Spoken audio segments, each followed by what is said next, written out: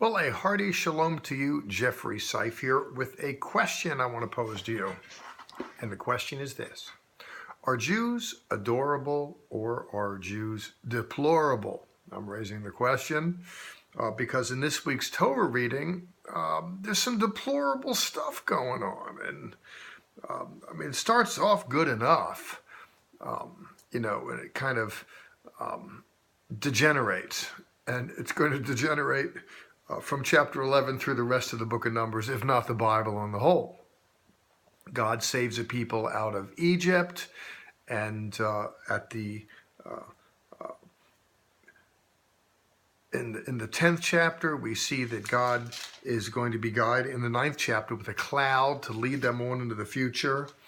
And subsequent to that, they take off for the journey to Canaan from Mount Sinai in chapter 10, and then it all goes bad.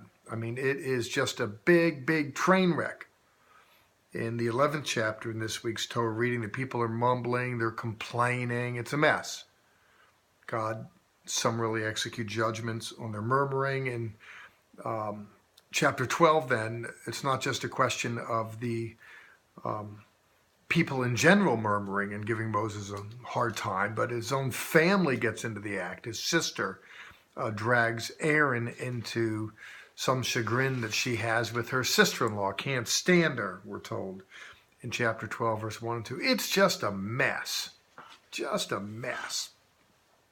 So I ask you, are Jews adorable or are Jews deplorable in the Bible, that is? Well, in modernity, I remember once upon a time I was just a garden variety, drifty Jewish guy wandering around in life and wasn't really going anywhere, and I was going nowhere fast. I had accepted Yeshua, accepted Jesus, and my life turned around, got involved in church, and I learned then that I was special. I was of the chosen people. And in no time, because I am of Jewish extract, people were assuming that I had special insights into the Hebrew Scripture, a better read on the Bible, better understanding of theology, special insights into the end of the world, and so forth. And I enjoyed a little celebrity status. And why is that? Well, because I'm of the chosen people. People construe Jews as just adorable. Listen, I appreciate the attention, and I can use any accolades I could get. Even if they were undeserved, they felt real good. The point is when you read the Hebrew Bible, you don't see that. When you look at God's leading the Hebrews out of Egypt, it's just as though all my brethren died in the wilderness because of their faithlessness.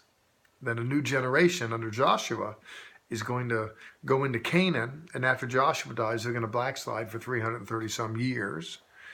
After that, God is going to raise up kings with the United Kingdom. That'll be short-lived, and then civil war will grip, and the northern kingdom will be destroyed, and eventually the southern kingdom. And if you look in the Hebrew Bible, for all we find in today's reading that God is leading Hebrews to the promised land, he is a cloud that is leading them in chapter 9, verse 15 onward into the future. There's God providentially is leading them into Canaan. He's going to providentially lead them out. Enough already. He's sick of this. So I ask you, what say ye?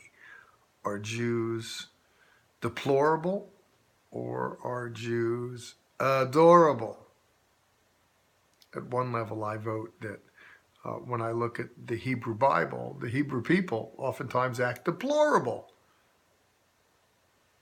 Of course, to take that tack, it sounds like I'm prejudiced against Jews, and there's so much casting aspersions on Jews because our religion is construed as bombastic by many. Our bid for existence in the national homeland is deemed anachronistic, that Jews have no basis from a religious perspective, say some, to claim residency in the land. There's so much going against Jews. People just don't like Jews. Jews are like a turtle, and the world's forever trying to pull us out of our shell. We love you, turtle. Just be a lizard like us. But Jews are encased in Judaism, and Jews are encased in a national aspiration for the homeland. Oh, we love you people. Let's just get rid of that shell. Let's get rid of that casing and then become a lizard like us. Then we'll like you if we can destroy you. It's like that in so many ways. And given that being the case, even to raise the question, are Jews adorable or deplorable? It sounds like I'm setting Jews up to take a shot. And God knows we get enough of them. So you might say, Jeffrey, listen, we don't need to listen to you to criticize Jews. We can just turn on the news, CNN, or we can just go to many churches and hear them beat up on Jews. Why do we have to turn you on?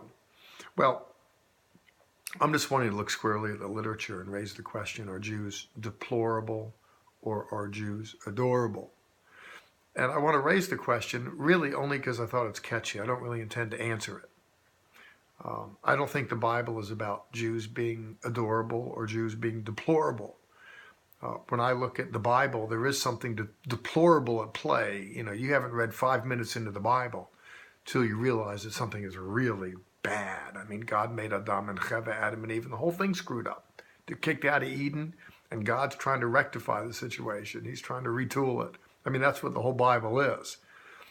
So when I look at mess up, when I look at poor performance in the Bible, it's not about Jews. The issue here isn't Jewish nature. The issue is human nature, that humans have a problem. Are Jews deplorable? I mention that rhetorically, in part because the term deplorable or the deplorables is something that's kicked around in modern political discourse. At least it was recently with Hillary Clinton using the term deplorable, and then Donald Trump picking it up and using it as a moniker to rally his base of common folk, the deplorables. It's kind of got kicked around, so I thought I'd use it. But not only did I use the word deplorable here, I used the word adorable. Now, where does the word adorable come from? In as much as deplorable invokes a kind of ire and chagrin and shame, adorable harks to admiration and charm, something just adorable. The term adorable, well, we might think, oh, the baby is adorable, or your wife is adorable, or that card was adorable. The word adorable was used in a religious sense to adore, adoration, that God was a judge to be, is a judge to be worthy of our adoration. It means a lot of admiration. Are Jews adorable or deplorable, I ask, but I don't really intend to answer it. I think God's very adorable, and I think the point in the literature, when you look at human foibles and Jewish foibles, the thing that's magnificent, when you look in the 11th chapter, and that's principally where I'm staring, and it's the beginning of a sequence of backslidings that result in the whole journey just spiraling out of control. We'll see that in the next Torah reading. They just botch it entirely. God is anger. He waxes hot against them. Moses is so depressed, he says he wants to kill himself. I'm not qualified to diagnose Moses' mental health here, but the point is people are just really fed up. God is, and Moses is. But it's noted in the literature, though God can get fed up on occasion, he doesn't give up on the occasion, and hence this isn't so much about whether Jews are adorable or deplorable. Certainly when I look in the Bible, God is adorable. That is, he's worthy of our adoration, of our admiration, because he just doesn't give up. God works with wayward humanity. He works with Jews. Yes, Jews botched it up in the Older Testament, and people botch it up ever since the Garden of Eden, Christian people included. The grace of God is so amply attested in the literature, however, that God patiently bears up with the Hebrew people. And you know what? That lets me know that God will patiently bear up with people like me and like you. Jeffrey Seif here. I want to let you know that the grace of God is real good, and I hope it disseminates to you and you have some sense of it. Go ahead and read this week's Torah portion, and you'll see it for yourself. Well, it looks a little ugly, but you'll see that God doesn't give up on his people. Moses petitions, and God stays his hand of judgment. And that's good news, not just for Jews. That's good news for yous. God bless. See you next week.